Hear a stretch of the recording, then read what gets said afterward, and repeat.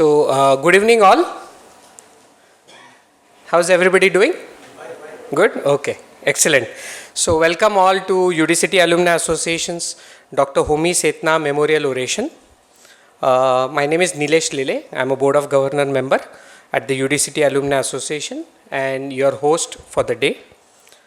First and foremost, warm welcome to our guest speaker, Padma Vibhushan Dr. Anil Kakodkar sir, former chairman, Atomic Energy Commission, Government of India. A warm welcome to Professor Aniruddha Pandit, Vice Chancellor of Institute of Chemical Technology. I would also like to welcome our former UDCT Director, Padma Vibhushan, Professor M.M. Sharma, former Vice Chancellor, Padma Shri, Professor G.D. Yadav sir, welcome sir, and all the other current and past ICT faculty members. Also, I would like to welcome Ms. Meher Sethna Dadabhoy. Thank you, ma'am, for taking time out.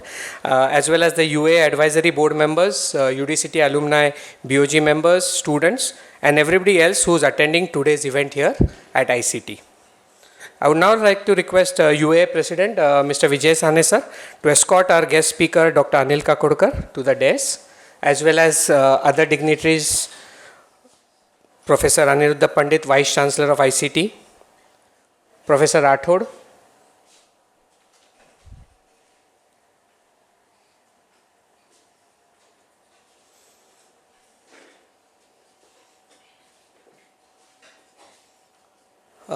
as is the custom, we would like to start our program with our national anthem followed by the Maharashtra Geet.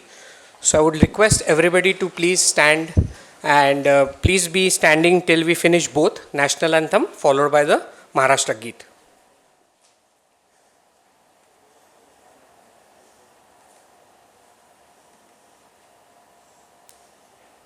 Jana Gana Mana जय हे भारत भाग्य विधाता पंजाब सिंध गुजरात मराठा द्राविड उत्कल गंगा विंध्य हिमाचल यमुना गंगा उज्जल जलधि तरंगा तव शुभ नामे जागे तव शुभ आशीष मागे गाहे तव जय गाथा जनगण मंगलदायक जय हे भारत भाग्य विधाता जय हे जय हे जय हे जय जय जय जय हे.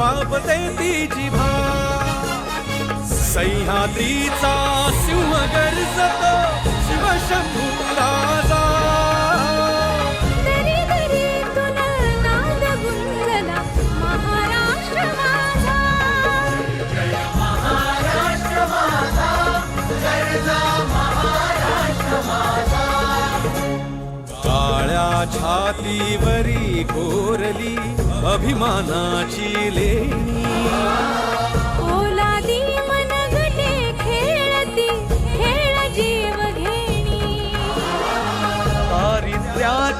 उन्हात शिजला निधळाच्या घामाने भिजला देश गौरवासाठी झिजला दिल्लीचे ही रक्तराणी तो महाराष्ट्र माझा जय महाराष्ट्र माझा गरजा महाराष्ट्र माझा जय जय महाराष्ट्र माझा.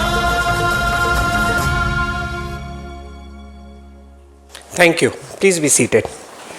So, most of you might be familiar. This lecture series is the brainchild of UA's founding president, Mr. Kishore Mariwala.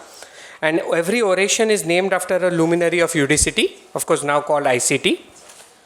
The earlier lectures, which were part of this series, were Professor K. Venkatraman Memorial Oration, delivered by Padma Vibhushan Professor M.M. Sharma in April 2018. Then Professor G.M. Nabar Memorial Oration, delivered by Shri R. Gopal Krishnan of Tata Sons in April 2019. Professor G.P. Kane Memorial Oration, delivered by Mr. Amitabh Kant, CEO of Niti Aayog at that time, in May 2019. Professor J.G. Kane Memorial Oration, delivered by Shri Harsh Mariwala of Marico Limited in October 2020. Professor B.D. Tilak Memorial Oration, delivered by Dr. Ajit Ranade, Group Executive President and Chief Economist, Aditya Birla Group, in April 2021. The sixth in the series was again called Professor K. Venkatraman Memorial Oration, was held in April 2022 and was delivered by Dr. Madhuri Kanetkar, Vice Chancellor of the Maharashtra University of Health Sciences. The next in the series was called Professor G.M. Nabar Memorial Oration and was delivered in April 2023, last year, by Dr. Soumya Swaminathan, former Chief Scientist at World Health Organization. We have now expanded the named series, and this year we have included Dr. Homi Sethna, another luminary from UDCT, now called ICT, and hence today's lecture is called Dr. Homi Sethna Memorial Oration.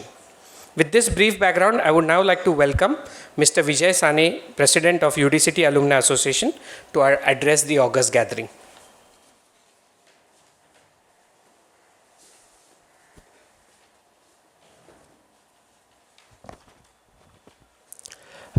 Good evening, one and all.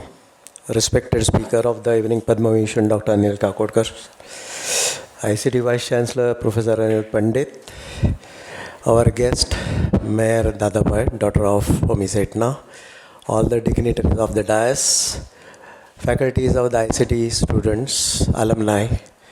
Welcome you on behalf of UDCT Alumni Association and Mariwala Foundation for this 8th lecture of the series of lectures, Dr. Homi Sethna Oration, which will be delivered by the Padma Vibhushan Dr. Anil Kakodkar, sir.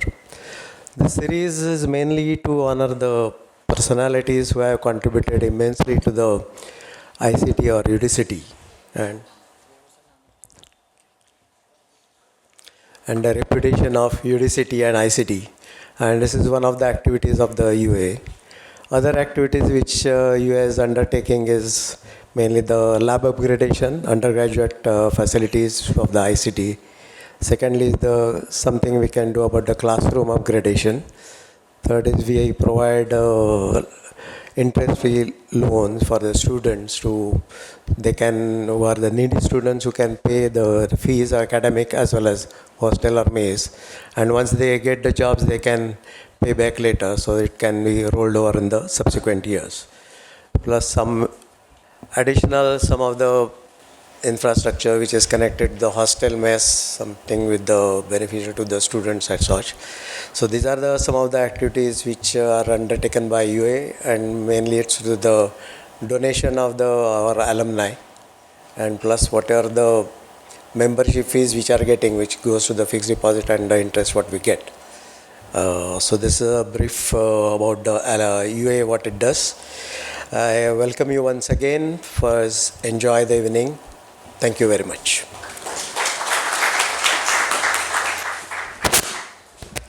Thank you. Thank you, Mr. Sane. I would now like to call upon a daughter of Dr. Homi Sethna, Miss Meher Sethna Dadabhai, to talk about her memories about Dr. Homi Sethna. In the meantime, I'll also request Professor Padma to please felicitate Miss Meher. Ma'am.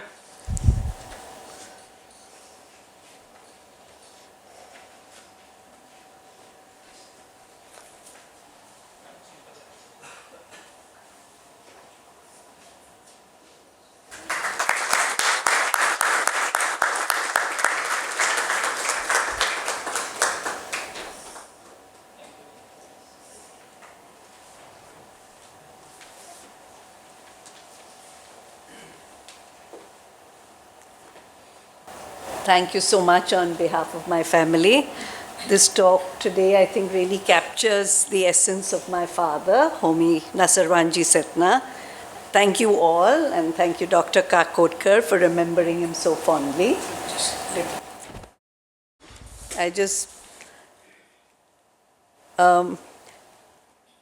My father embodied the essence of an extraordinary scientist coupled with a delightful sense of humor. His efforts propelled India's peaceful atomic energy program onto the global stage, but beyond his scientific feats, he excelled as a corporate leader, and to me, he was the epitome of a father. Thank you for remembering him always and providing him with such a befitting legacy. Thank you.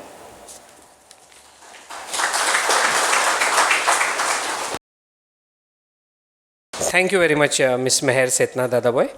I would now like to invite Professor Anil Pandit, Vice Chancellor of Institute of Chemical Technology, to speak a few words on this occasion and also introduce our guest speaker of the Dr. Homi Sethna Memorial Oration.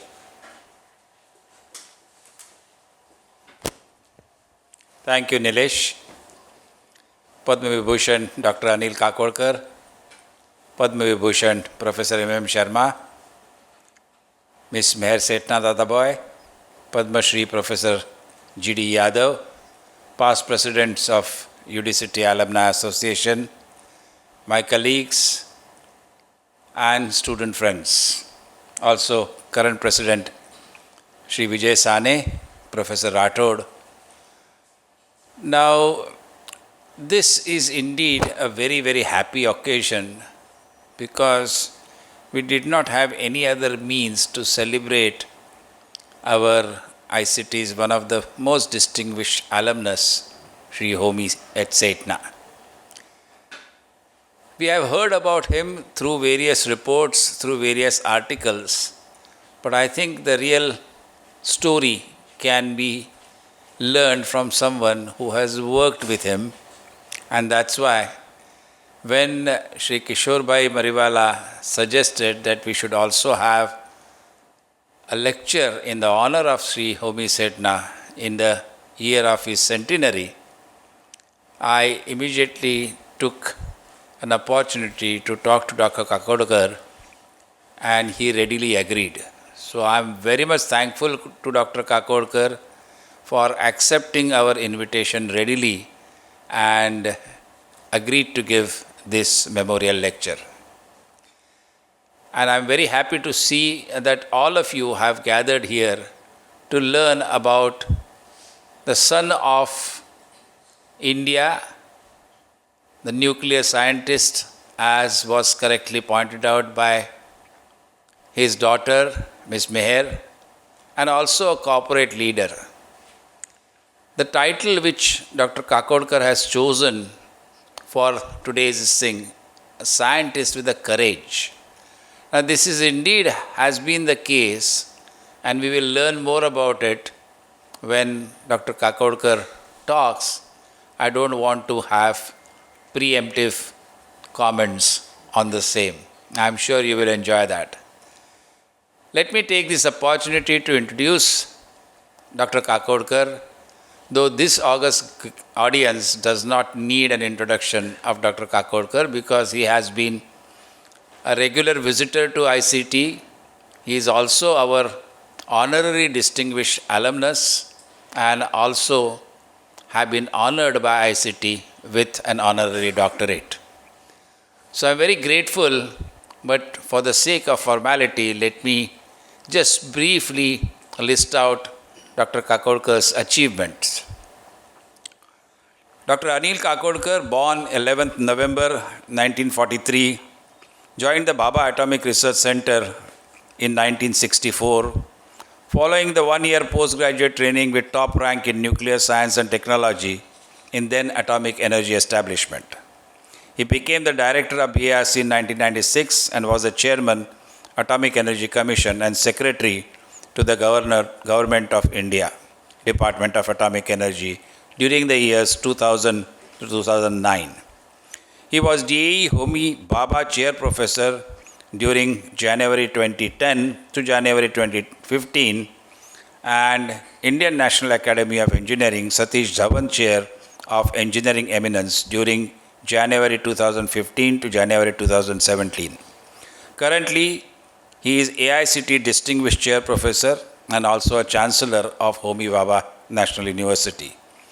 He is BE Mechanical Engineering from across the road from VJTI. So he is also a proud alumnus of VJTI. And he is our honorary alumnus as well. After that, he did his MSc in Experimental Stress Analysis from Nottingham University in 1969.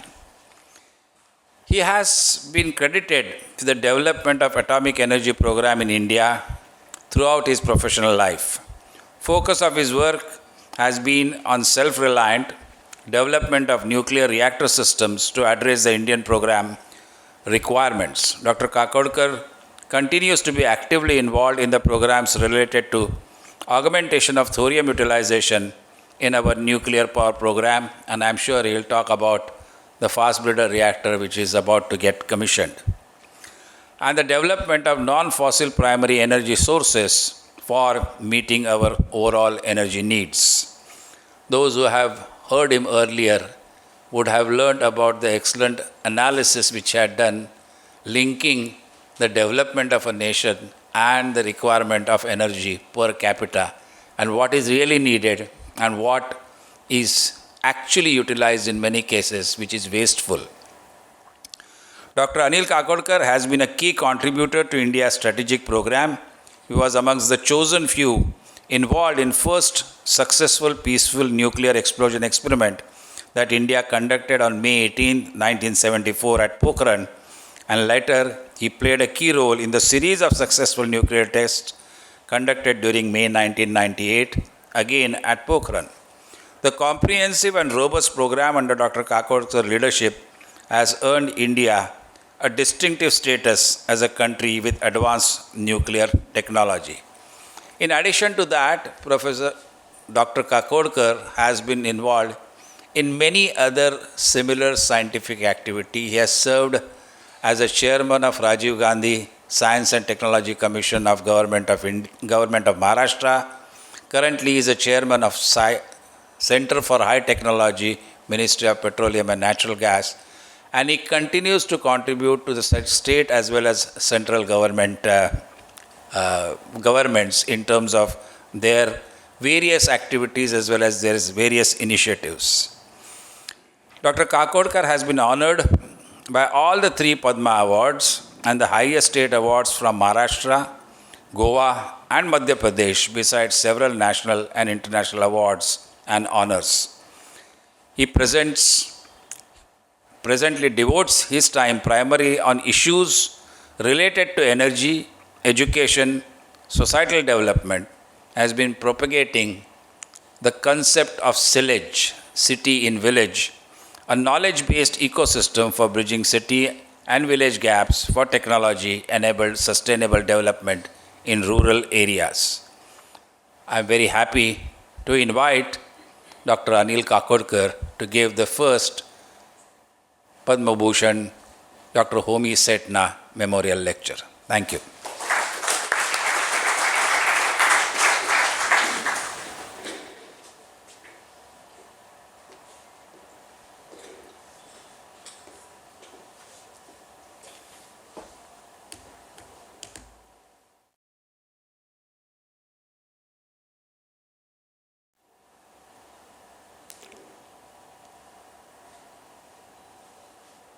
Professor Aniruddha Pandit, Vice Chancellor, Institute of Chemical Technology, Shri Vijay Sane, President, UAA, Professor Rathod, Mr. Lele, Professor Sharma, Madam Meher, Dr. Yadav, and several friends, colleagues, ladies and gentlemen. When I was asked about this lecture or deliver this oration, of course I immediately agreed But then I realized I have spoken about Dr. Sethna a number of times. But then I thought, now coming to UDCT, whether the format should change or I should, think of putting it together in the form of several slides and things like that. And finally, I decided that I will do the way I have been doing. So I requested Dr. Pandit that, look, I am going to make a free running speech on because that also enables to pay my respects to Dr. Sethna from your heart, as your thoughts come, you say, rather than have an organized written text. So I hope I'll be able to add some value to what you know about the legacy of Dr. Sethna and how important it has been, particularly in the context of development of India during times when he was actually active, actually doing this. But before that, let me acknowledge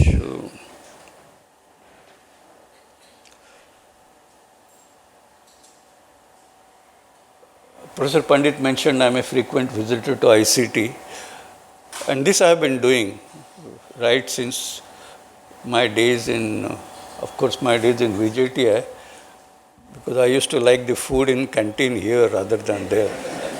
So I spent more time in UDCT at that time canteens rather than VJTI canteen. But we used to also attend a few lectures. Professor Artekar used to give us lectures on metallurgy in those days, because VJTI was very fast getting depleted thanks to upcoming of IIT. There was exodus from VJTI to IIT. So there was issue of faculty. So our metallurgy entire course was taken by Professor Artekar here But more importantly, once I started working in atomic energy, and towards later when Professor Joshi was the director here, there are lots of chemical operations, chemical plants in the ambit of Department of Atomic Energy. Most of them or all of them have been indigenously developed. People have done very painstaking experiments to collect data, and based on that, so it has been a great learning exercise. And it was Professor Joshi who suggested that why not we now take the next step of making sure that we are able to model each and every step that takes place in these plants and see whether we can improve the performance of these plants close to the so-called theoretical maximum. And it was in that context that we said that we'll start a major program. And so it was if I can, because I'm giving Dr. Sethna memorial lecture, I want to be little blunt and crude. So he used to say things straight, no sugarcoating.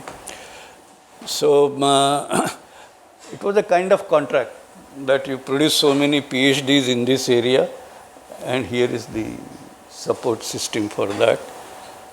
And I think in those 5-10 years, a fairly large number of PhDs were produced in ICT around the subjects and topics that were of interest to atomic energy program.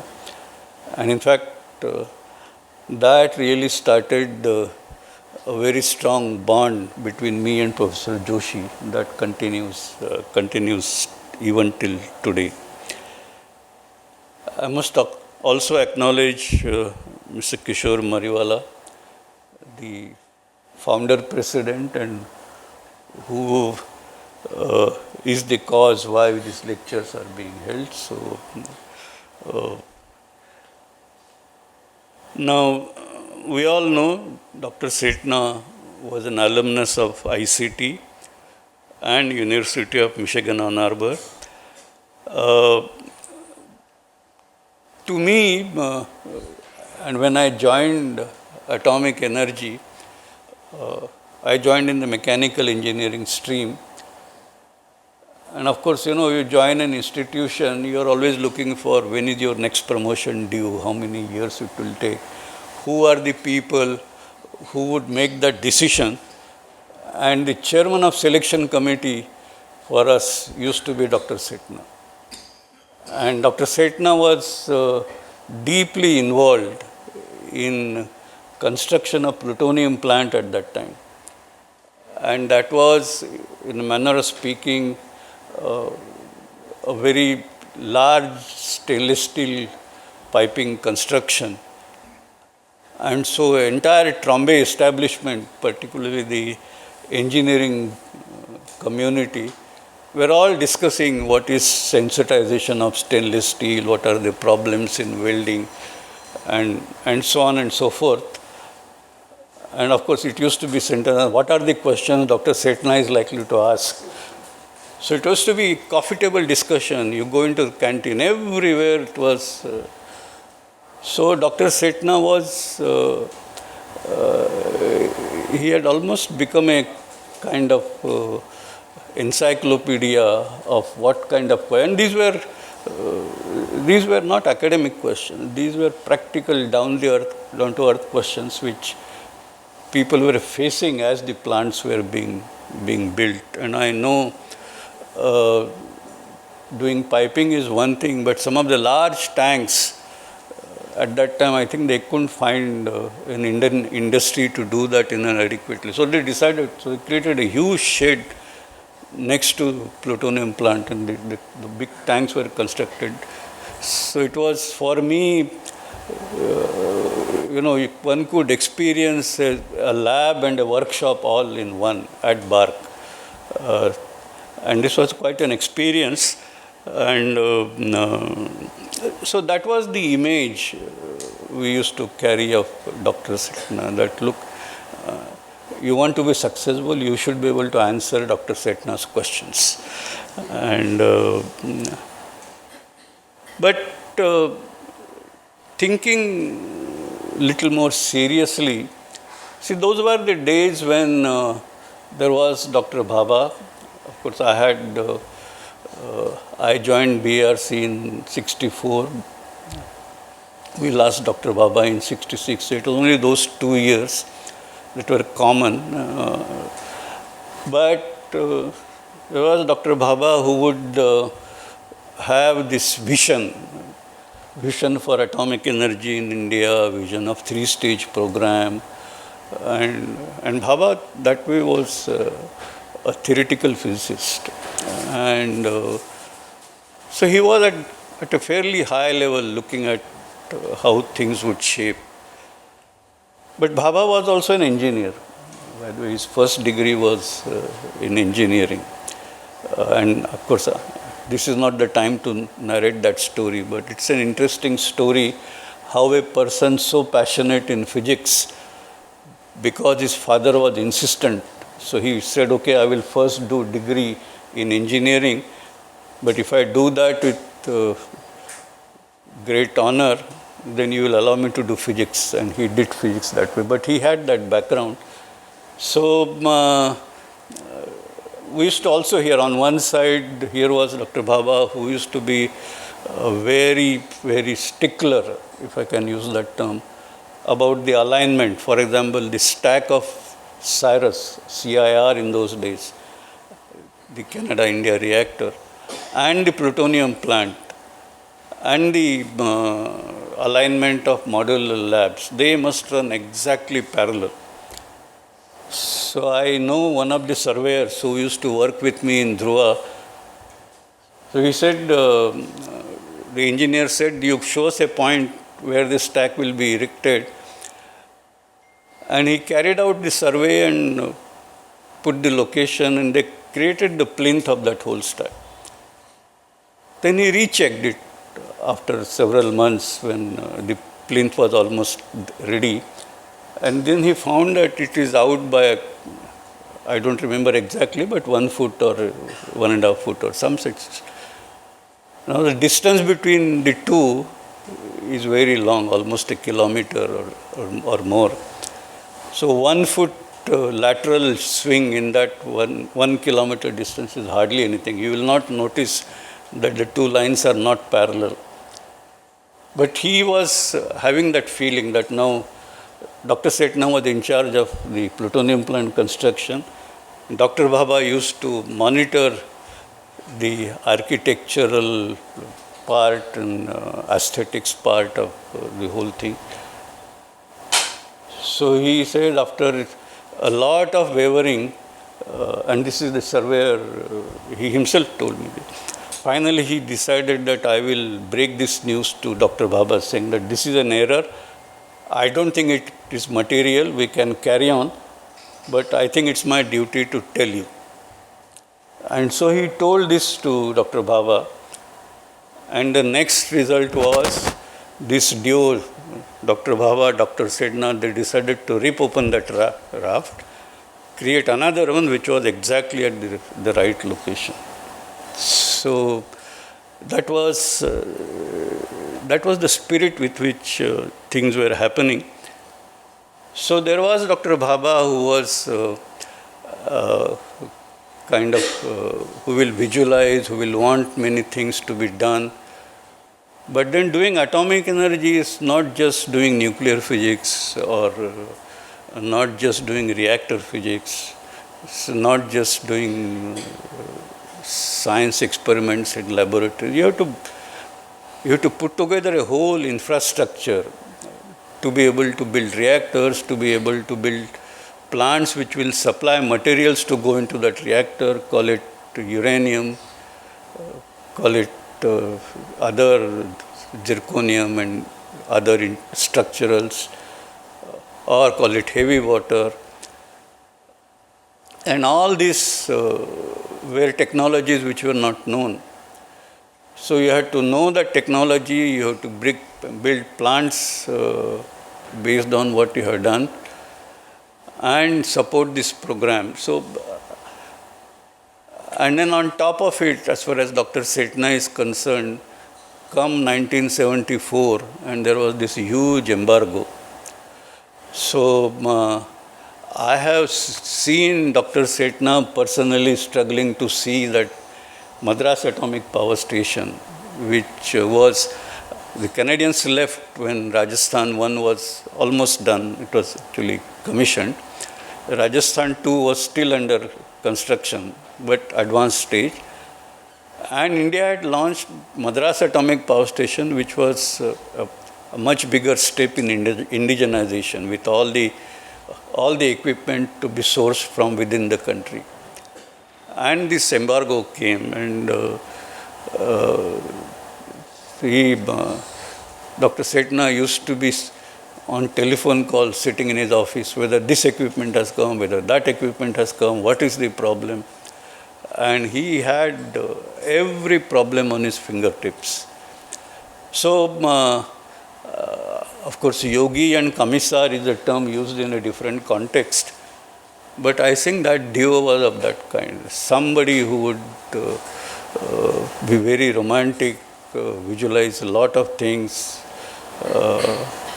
Dr. Bhabha was also an artist, as we know. And then there was the practical doer, Dr. Sethna, who would have all the courage to do this. And I think what I want to really deliver the message in this lecture is, doing science is one thing, but being courageous to do things is another thing. And I have no hesitation in saying, and I think, madam, you must have heard from me earlier, so pardon me for repeating that, but I have no hesitation in saying that I have not seen a person as courageous as Dr. Sethna, and it will be clear to you as we go through this lecture. So that was the period. I'm not going to go into details of the processes involved in uranium, zirconium, and others, or heavy water. I'm not also going to go through the history of construction of those plants, which Dr. Sethna spent, I think, a very large part of his early professional life in doing so. And India's self-reliance is actually because of that. I remember there used to be stories, for example, Madras Atomic Power, from where did you get the heavy water? And then all kinds of stories used to come. And one day, listening to that, and I think some media person contacted him. So he simply asked me, you tell me how much heavy water you want, and I'll provide to you. And produced here and today, of course, there are many things. Heavy water, India is the largest producer of heavy water in the world today. The plutonium plants, for example, it has gone through a long learning curve. But today we have large reprocessing plants running to nameplate capacity. Now, these things don't come unless you have, you must have the understanding, you must understand the details, why things work. But I would say more than that, you must also have the courage to implement it. And I have seen in my life many people talking big things, but when it comes to actual brass tacks, developing cold feet. So Sethna was not like that, and that's the point I wish to stress. Just by way of a couple of anecdotes to bring home this point, in the engineering hall where I was working, one of the indigenous pump was under test, the primary heat transport pump. These are large pumps, megawatt scale power. And so it had industry, there are many such big pumps, but for us, and particularly for a pump qualified for primary heat transport system, so it was all erected and it required a separate power supply arrangement, a separate transformer, and all that was done. And just then there was an international meeting, so there are some VIP visitors, and Dr. Sethna brought one to our halls. So naturally, of course, I was not doing with this, but I was also part of that crowd. So they were all very enthusiastic to show that visitor comes, you press a button, start that pump, and it was pressed, then the pump didn't start. So then, of course, they started figuring what relay is having problem, what interlock is creating difficulty and all. And so they said, no, sir, 2 minutes we'll set that right. And there is a VIP visitor standing there, and Sethna says, don't worry, if that pump doesn't start, you set the problem right coolly and start. I'm taking him away. So he didn't bother about it. He just took the visitor. And that, I think, to me, it was a big lesson. That is where, because, you have this pressure, visitors are there, I must do something. In the process, cut some corners. If you are lucky, things will work well. If you are unlucky, you may make a mistake, which could be a costly mistake. And that, to say that I will not do it today, I will let them do it tomorrow, let's go away and not pressurize. I think it's a different attribute of a professional character. That was Dr. Sethna. So, and really doing this had, people always talk about atomic energy, so things have been delayed, the program has been delayed. This is true. And certainly, I think India would have been much better if atomic energy programs were as what Dr. Bhabha wished it at his time. Today, the anxiety of climate change would have been one bit less. But there is the other side to this, and that is you have to do all this when there are everybody who wants to only put obstacles in your path. Nobody would supply equipment. They would promise you will give equipment, and at the last moment it will be cancelled. So it causes delays. And who was the person at the helm of affairs as far as these activities are concerned? It was Dr. Sethna. So, so this is something, on one side, whether should we have that ambition? For example, programs 2,800 megawatts by such and such year, 10,000 megawatt by the year 2000. Today, our current chairman has announced 100,000 megawatts by 2047. Should we be ambitious and work for such goals, or say that no, these look impractical, let us be realistic? Now, there is merit in being realistic, but unless you aim high, in fact, there are many people who say to aim low is a crime if you do this. And to be able to aim high, you require even today people like Dr. Sethna who would say, yes, I will deliver. You create a program, somebody should say that I will deliver. Otherwise, he will say, yeah, you can have a program, but let us see what happens. So I think Dr. Sethna has gone through all these tensions of fulfilling the promises on one side, but making sure that being fully aware of the risks one is taking when you are venturing into unknown area. Because he had no collaborator, he had no technology provider. He had nobody to say that if something goes wrong, who would cover the compensation? You have to only do it yourself, and that's where that requires a different kind of courage. So it sort of it just when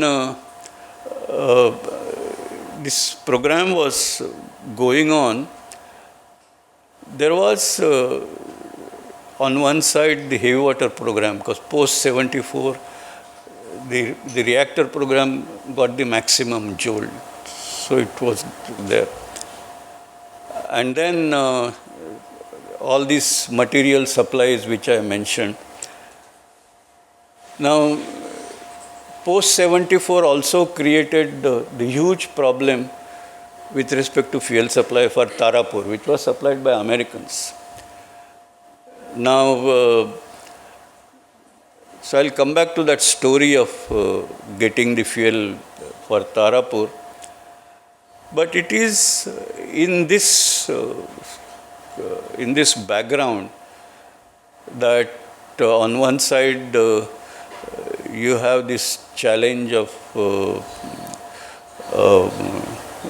setting up power plant. Other side you have challenge of creating materials out of these newly set up plants. And then you have this self-reliance. So Tarapur really came in as a first step to really understand what is it running a large power station in the Indian grids which existed at that time. Tarapur were 200 megawatt units.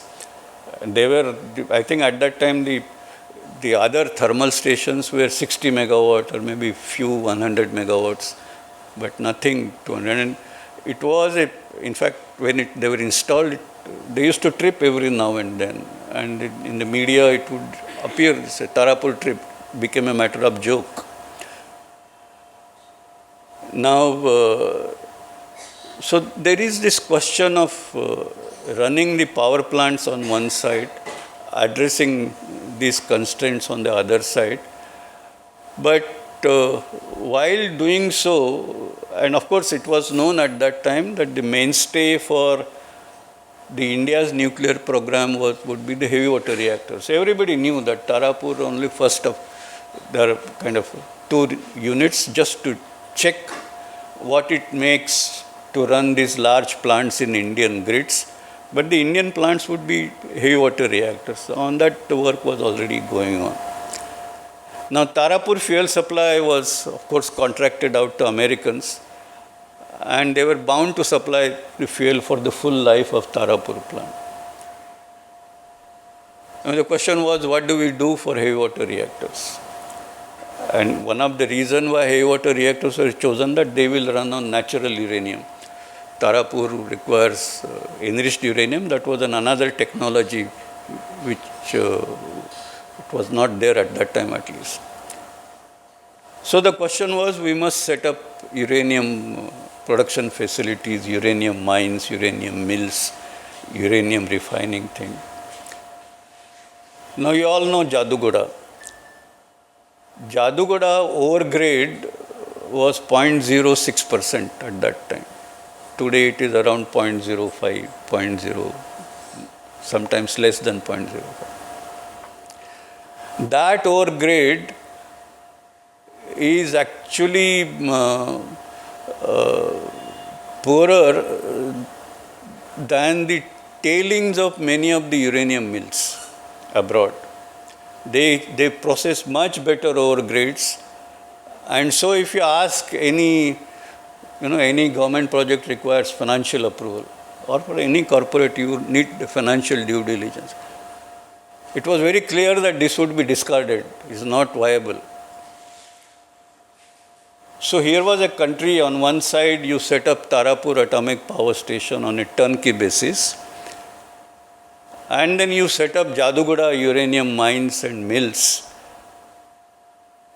which is based on a uranium ore which is known to be not viable.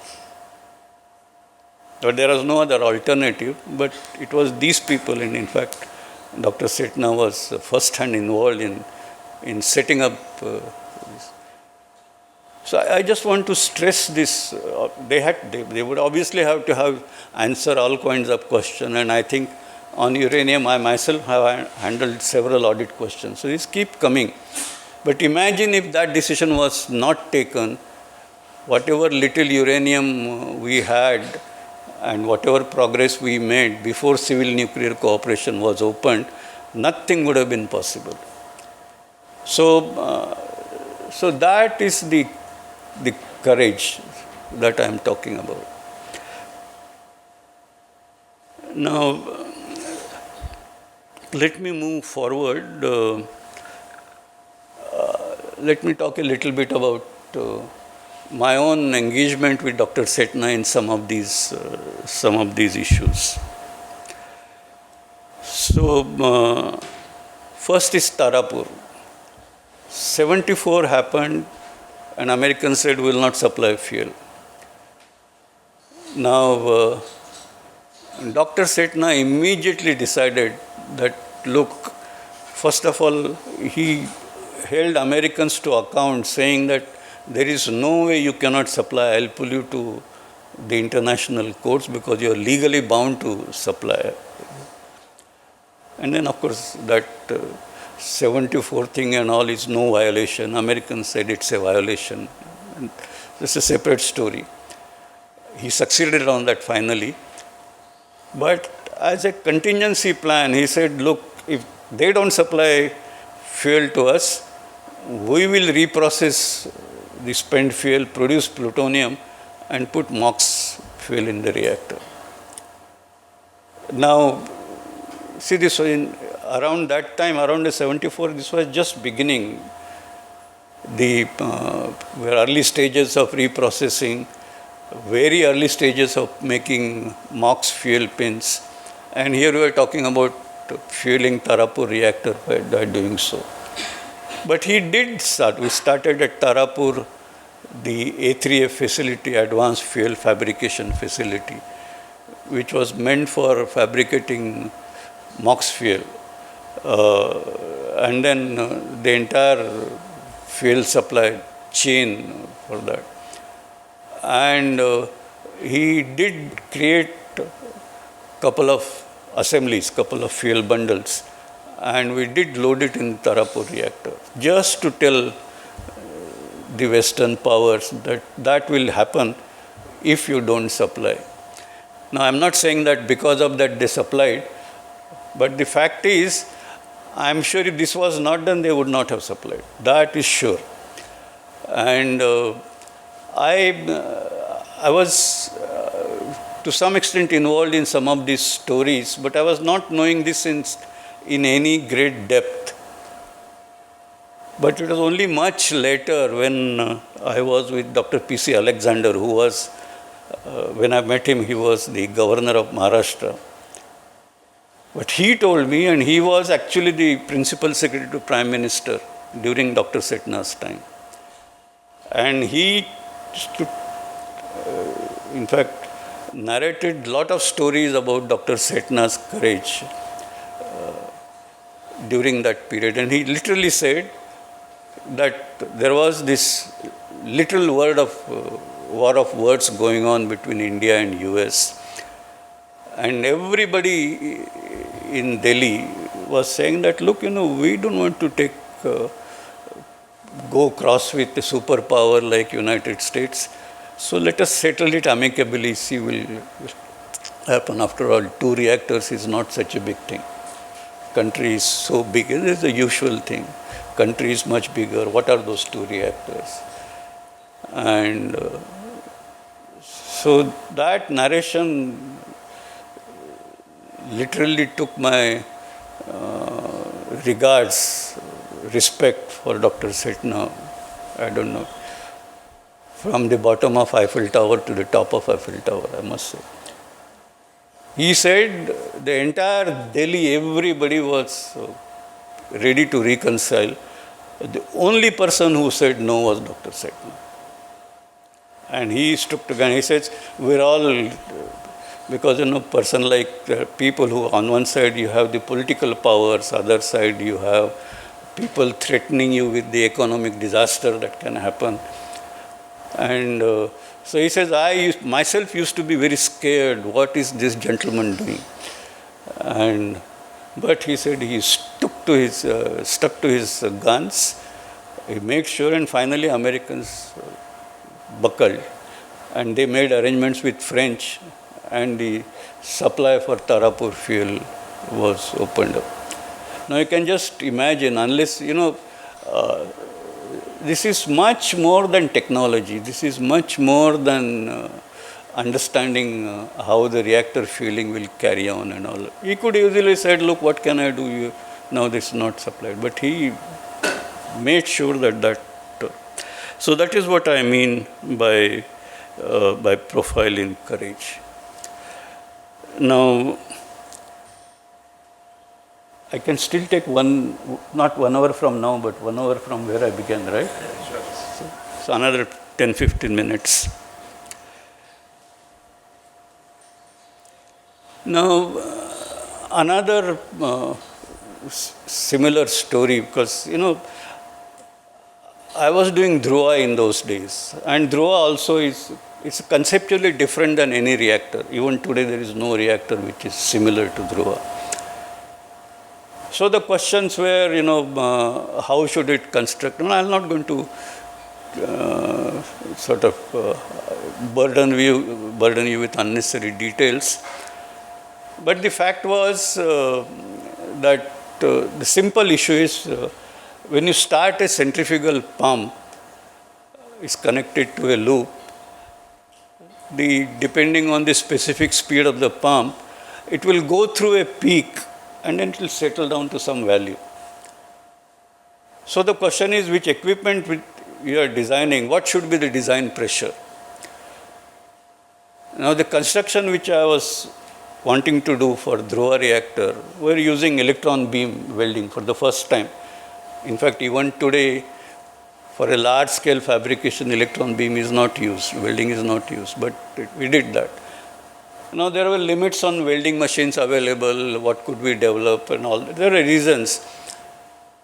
So you couldn't be very liberal on, well, I'll put some 20% extra margin and so there will be no concerns. It had to be very carefully matched. It was matched like that.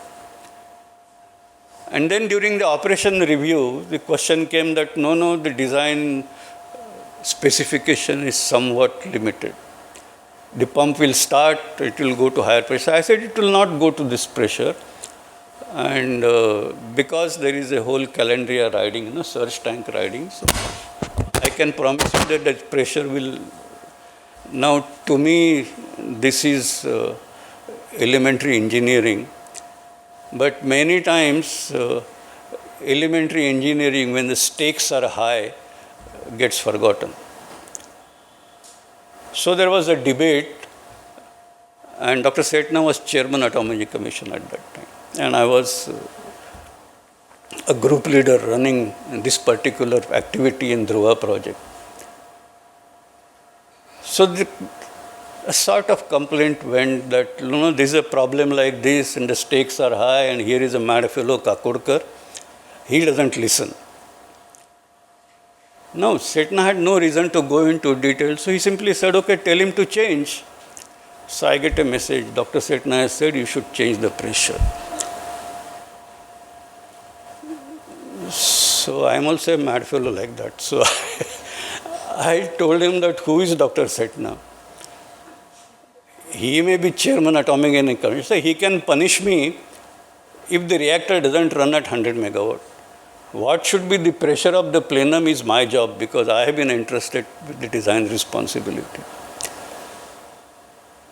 So again, next day another message, third message. Finally, message came through Dr. Dastidar, who was my direct boss. So I explained to him all that look, there is no problem, this will happen.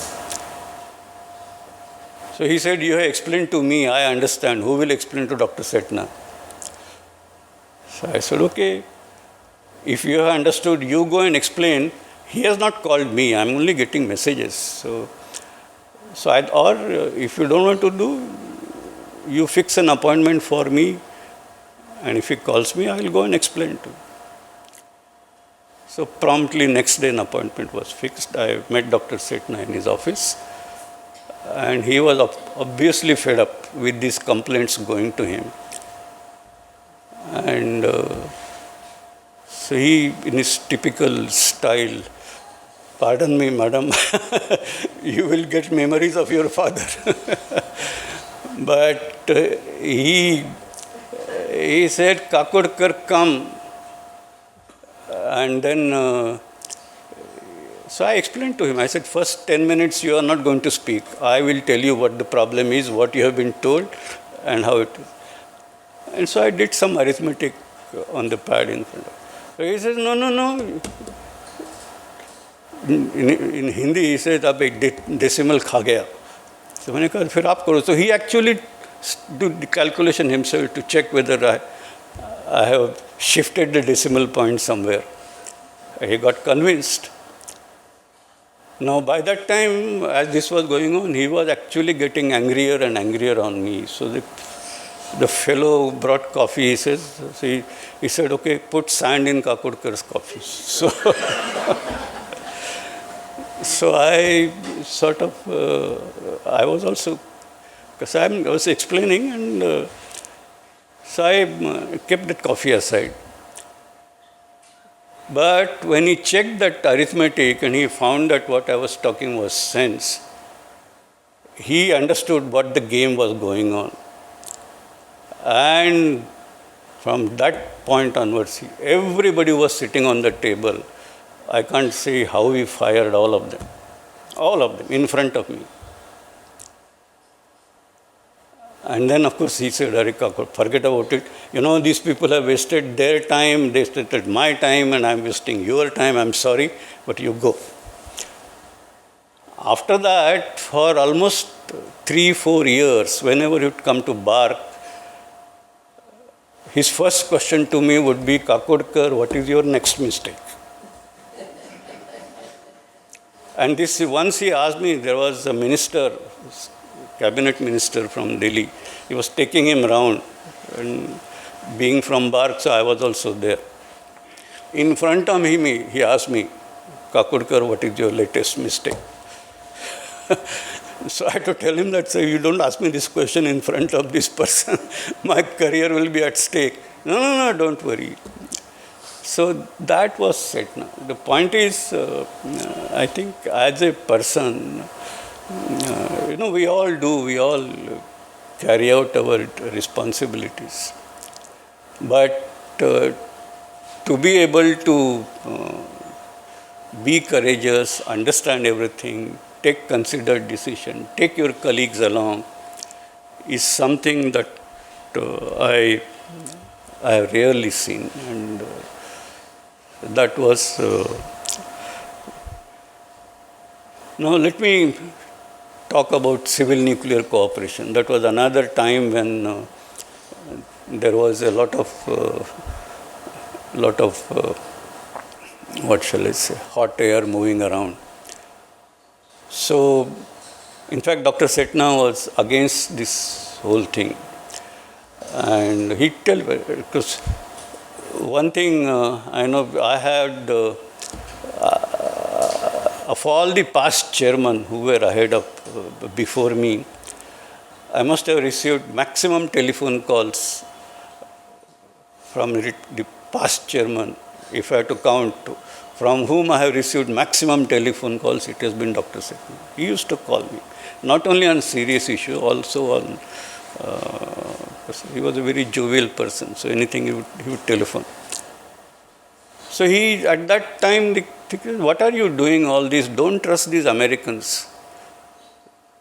And then he used all kinds of, because he had gone through all that. He said, they will tell you all these things, and if you just carry on that basis, you'll be fooled and the country will be at great risk. So I would explain to him as to what are all the protections built in, and it's not a question of somebody going back on his word. We are well protected in doing so. So, but he had that, along there, he was against, there are several others against, but they won't understand this. But Sethna understood this, and he actually started championing with me. And then he told me that, look, I must tell the Prime Minister that don't trust Americans, so that you arrange a meeting for me. I said, yes, I will do. So when Dr. Manmohan Singh came to Bark, Dr. Sethna came, and I was to arrange a separate meeting because Dr. Manmohan Singh had great regard for Dr. Sethna. He was a member of the commission when Dr. Sethna was the chairman of Atomic Energy Commission. So he used to tell me that. So he came, he said, yes, I want to sit down with you and all. But in the fire of the Central Complex Auditorium, there were so many people right in front of everybody. Dr. Sethna told Dr. Manmohan Singh, don't trust Americans. So, but he became a great supporter. Unfortunately, I couldn't do that to many others whom I had to keep on explaining. There are only two people who got kind of turned from negative to positive. One was Dr. Sethna, other was Dr. Kalam. Dr. Kalam, he was another person who would call, a president of India lifting the telephone and call. You lift the telephone and, hey, Anil, Kalam here. So but he was like that. So he said, no, with this, your thorium will get delayed and that dream won't come true. Then I had to explain to him that quite to the contrary, with this, we will be able to advance thorium deployment. And it took him some time to understand. But when he understood this, he became a champion. And that is how he supported Manmohan Singh.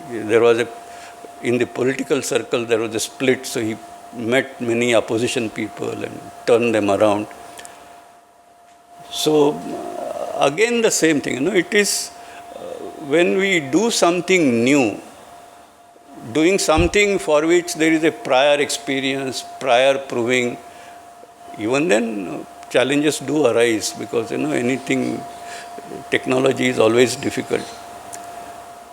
But unless you are able to understand these things and understand them deep, understand them with the ability to correct should something go wrong, and then the conviction to say that yes, we can go, and whenever the stakes involved are large, I think your personality comes to test. And Dr. Sethna, I respect him exactly on this count. He used to mince no words on doing this.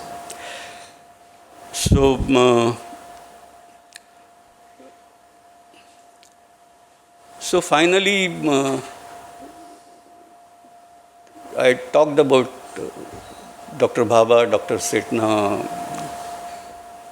in my way of looking at things, yogi commissar combination.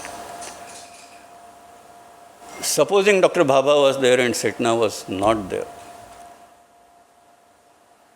I wouldn't say that atomic energy program would not have been there. But we are already criticizing it for so many delays. That delays would have been 10 times longer. Because, so to do that. And I think that is where, to my mind, Sethna's contribution lies in delivering the atomic energy program for the country. So in the end, I must say I was a great beneficiary of affection from Dr. Sethna. I talked about how, as young engineers in BARC, we were concerned whether we'll clear our first promotion because Sethna was the chair. I must have attended at least 3 or 4 interviews where he was the chairman. My interview never lasted more than 5 minutes. And because he just refused to probe me in detail. He says, I know you. And he was such a personality that he wouldn't ask any question, he wouldn't allow anybody else also to ask questions. He said, you have come, good, go. So I have really benefited from his affection, his love. He was so, once in the Dhruva Calandria, when it was to be built, everybody said, Dr. Sethna had issued an order that this reactor will be constructed in 3 years. So everybody prepared the PERT charts which were completing the reactor construction in 3 years.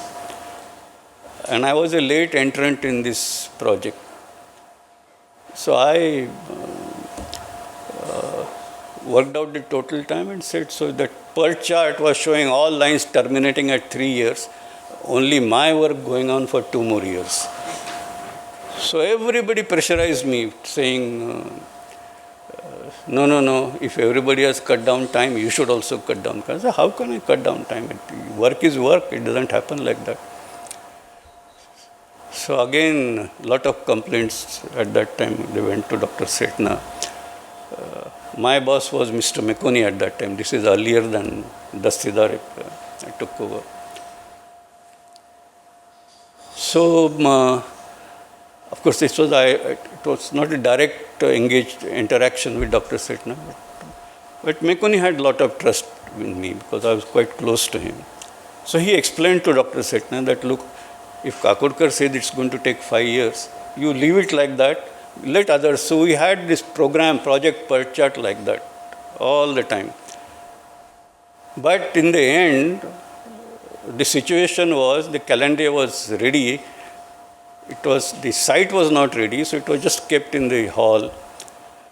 And we're preparing all the other works for it. So it was actually normally this is the critical path of the reactor. It should never be waiting, but it was waiting because the others had estimated wrongly. Now, so we were working on, creating several connections. There are some zirconium parts. This is made of stainless steel. So again, I'm not going to go into detail of that. So that work was doing, and we had plenty of time because we knew that. So it was lying, and it has become a visitor's attraction. Anybody would come, would visit that place. And I had this special tool made, and while doing some work, that tool failed. A pin which went inside, and then we did some clever job, pulled it out, repaired it in a remote manner. Now this news went up to Dr. Sethna. And somebody said, no, you must go and see. So Dr. Sethna, this was almost towards the end of his tenure in atomic energy, but he came. Now, this was a vessel which had maybe 1.5 foot diameter hole. It was something like some 4 or 5 feet above the ground, so you have to climb up on a platform, then put one leg, then you put your head, then put another leg and go inside. And so of course, because all that important or interesting things were you have to go inside to see. So I explained to him through that hole, and he was ready to walk in. I said, no, you are not going. He says, no, if all of you are going, I am also going. There was great difficulty preventing him. But that is the professional interest, that is the kind of encouragement to people. So I have seen all that from Dr. Sethna. So it's a great privilege for me to be talking to you here about Dr. Sethna and bring to you a little flavor of what the personality was. But lastly, I must say, we talk about science, we talk about technology, we talk about innovation, we talk about several such products, which is a good thing. That's the way it has to be. But when it comes to these large things, a large reactor, a large fighter plane, a large submarine, we're talking about large platform of high-tech work. It's a challenge of a different order. And unless people are courageous, I think this country will never be able to go forward. Because these things don't happen by writing or speaking or something. These things happen by doing. And you want people who are actual doers. And if we have to learn anything from Dr. Sethna, is to be a doer with taking all the risk, but calculated risk, and succeed. So my most humble respects to the memory of Dr. Sethna, and here I stop. Thank you very much.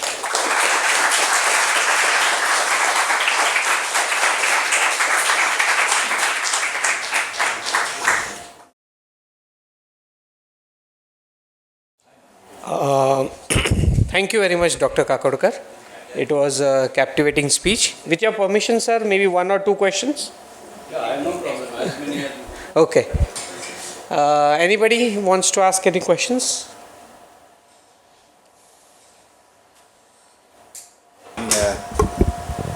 Prime Minister's visit to the fast breeder reactor in terms of nuclear fuel being loaded. Can you just give some details about that, please? Or what it was? Well, see, it's like this PFBR, the 500 megawatt prototype fast breeder reactor, has been under construction for a fairly long time. Yeah. And see, this is a completely first of kind large, large pumps with very long shafts going into sodium, working at high temperature. And all this equipment has been made in the country. Now, although there is a lot of test facilities have been created at Indira Gandhi Center, and industry has also, as a part of technology development effort, carried out prototype work in fabricating these pumps. But at the same time, testing this equipment in real life conditions cannot happen unless you create those real life conditions. So some of those conditions really happen only on the reactor. So when this project PFBR was undergoing commissioning trials, there are some issues which came in some of this equipment. And so they had to, while the commissioning work, the construction was all done, but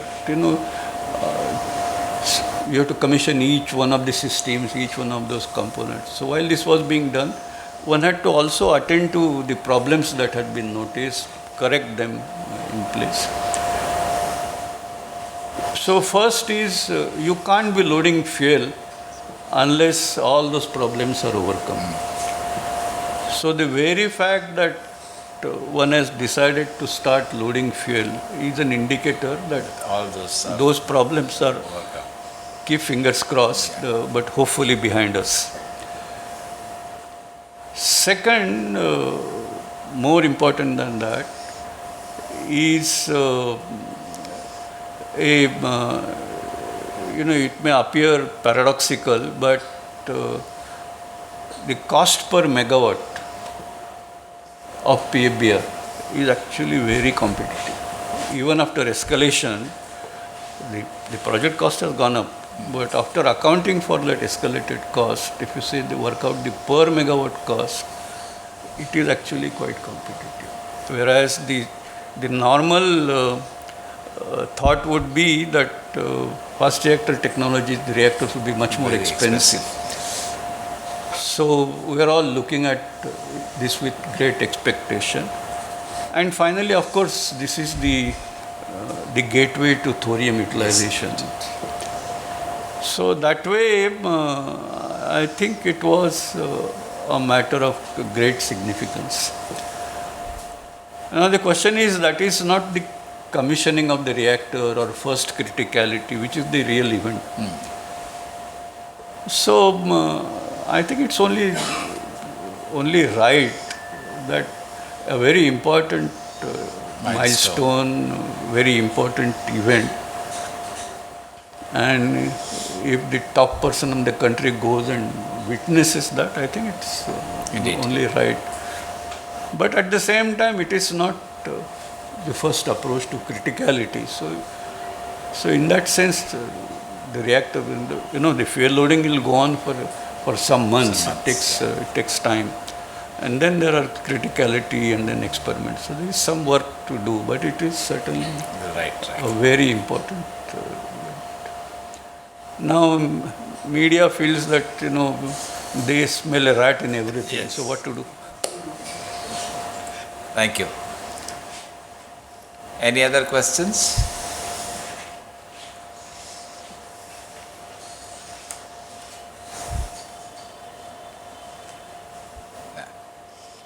Okay. So, sir, as a sign of our love, we would like to give you a token of appreciation. And for that, I request our Vice Chancellor, Professor Pandit, and UDCT Alumni Association President, Mr. Vijay Sane, sir, to do the honors.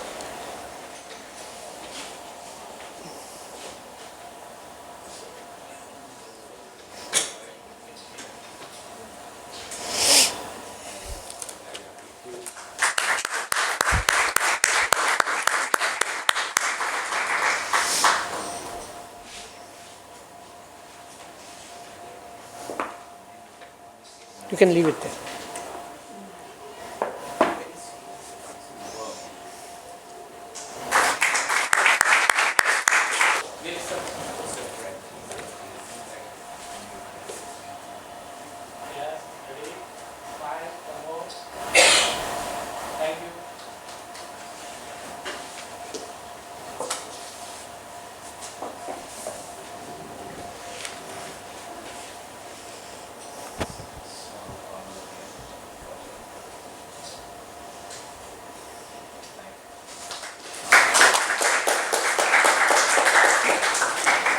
Thank you very much. We have now reached the end of today's program. It's a custom that the current departmental head proposes a vote of thanks.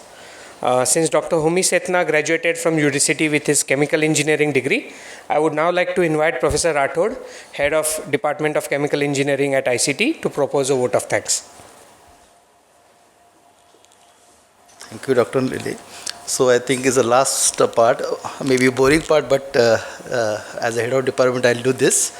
Firstly, I would like to thank today's chief guest, Professor Anil Kakodkar, for his wonderful talk. I think I see last almost 1 hour, people were the pin drop silence was there, and they were listening the Dr. Sethna's stories. Thank you, Dr. Kakodkar. I also thank Professor Aniruddha Pandit, Honorable Vice Chancellor of ICT, for introductions and giving time to attend this function and giving permission for this function. A special thanks to Professor M.M. Sharma, Professor Yadav for attending this function. Again, special thanks to Mr. Karshal Mariwala for initiating this series of Mariwala lectures in the names of luminaries from UDCT and now ICT. Special thanks to Madam, Ms. Sethna Madam, for attending functions and sharing few thoughts about Dr. Sethna. With this, I also thank all the faculty members, staff who attend these lectures, and those who help to make these lectures like a memorial lectures. So thank you all who help these functions make successful. And at last, I announce officially the closure of today's program, and I request everybody to stand for Vande Mataram.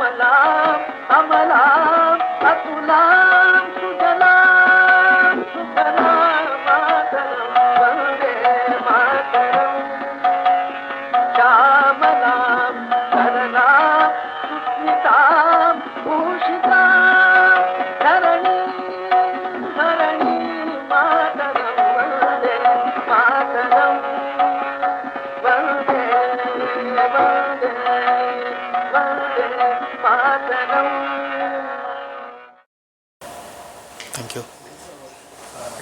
Thank you.